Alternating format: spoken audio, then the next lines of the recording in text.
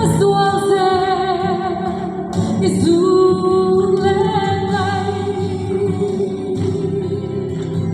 a mother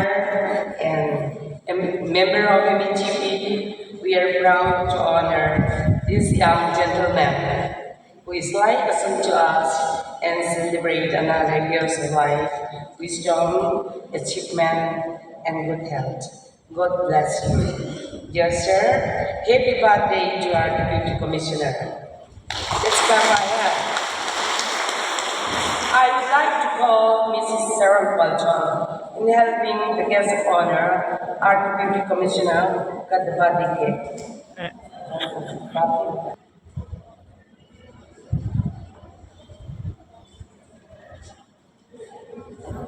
Today,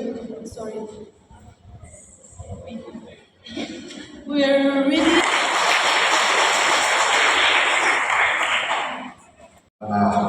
really flattened by this. Yeah, I really appreciate the efforts of MHIP sub headquarters long climb. So, thanks for remembering this and. Arem chanda thang anin riho kan do china voina ko hian arem cha kan ti a kan do le mai don ani kan ram le nam min ti chetu min swat tung tu tam boy man swat le riho hi do zer kan tu tlat ani twal that tu nun chong zu le riho ti Reverend David Lalman Somasayao, Long Lainon Pastor, PI2, Pastor in Asia Kutak Maika, Misinakan, and from Sema, Gansang, the Mo, Kachalau Gansan.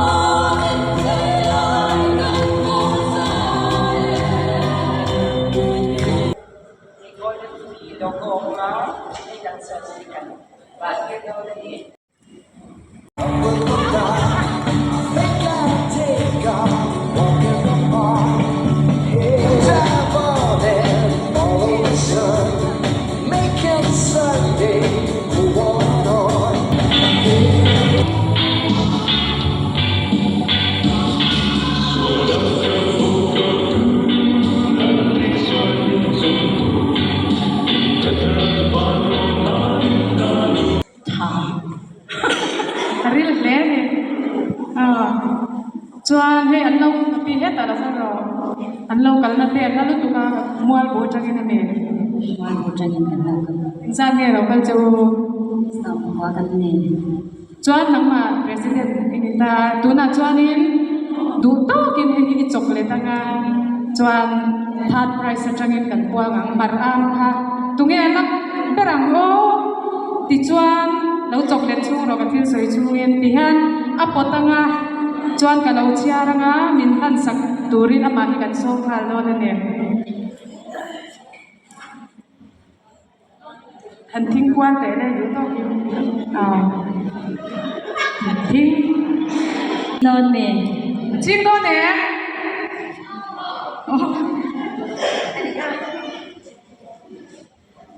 tung bi ki nei ta din ka sha nei lo mo he ta lo ka ro ne tu na hian maram third prize kha veng sang sang atangin min kan saka hei po hi veng hi ngai jiang lo ba ma se phone number ai jianga ka pi hian lo kwa ang admin ne phone number ne no chu mi zo ka kan bel don ya lal chan pui phone number 60331517889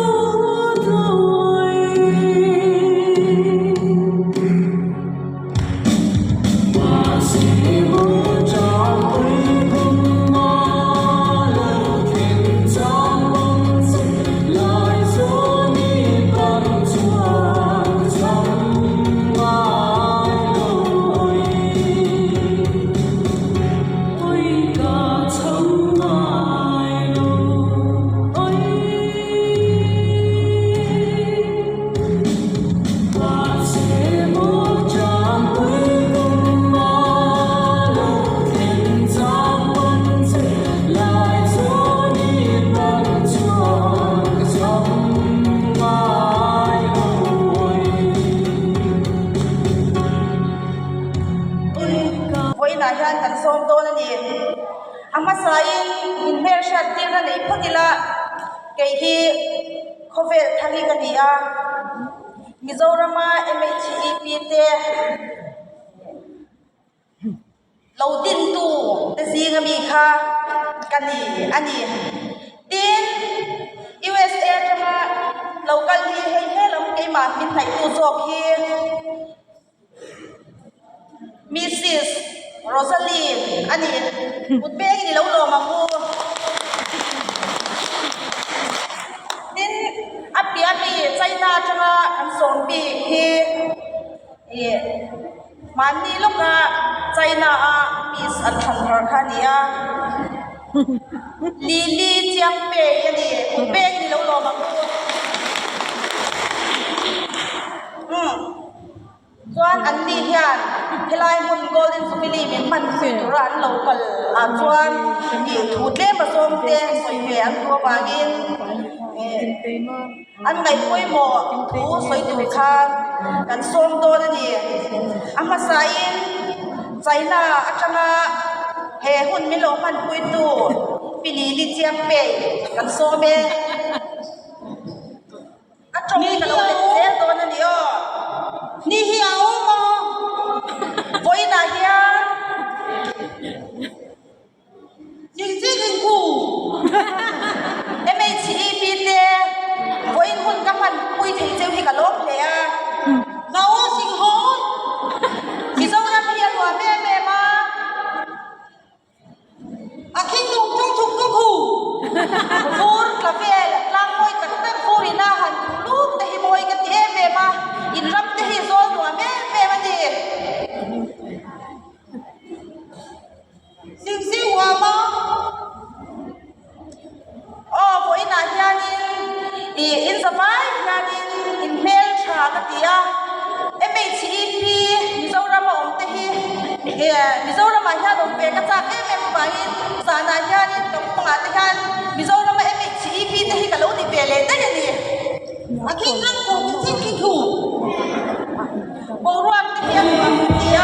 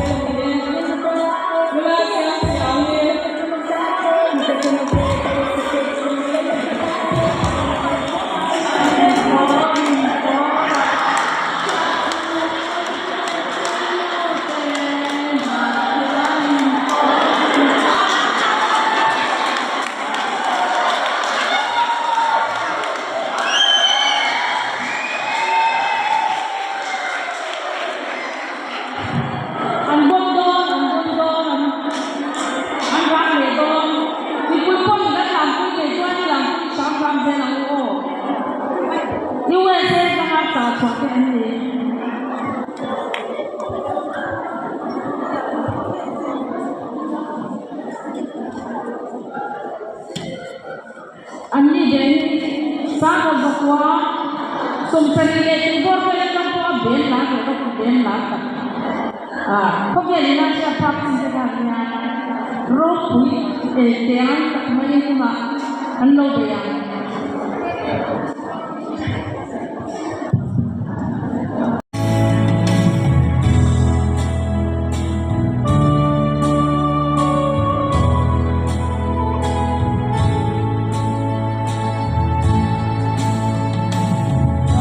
Hãy subscribe cho kênh Ghiền Mì Gõ để không bỏ lỡ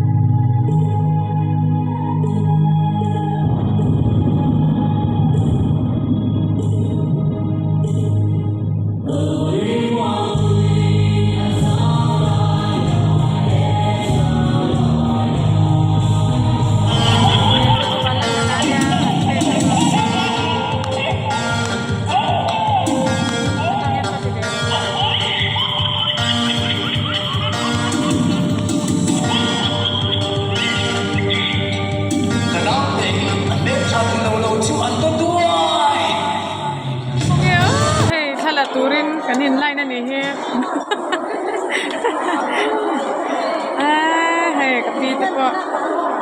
ถ้าละตัวเราชาวเมกแต่ที่อันหูน้องแม่ไม่กันที่รัง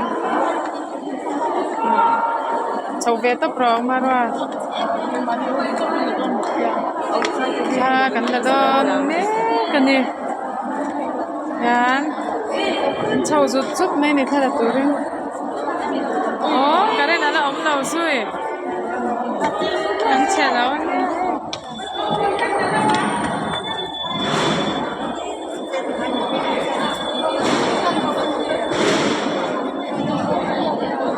ถ้าลาคิดไปมอสินเลย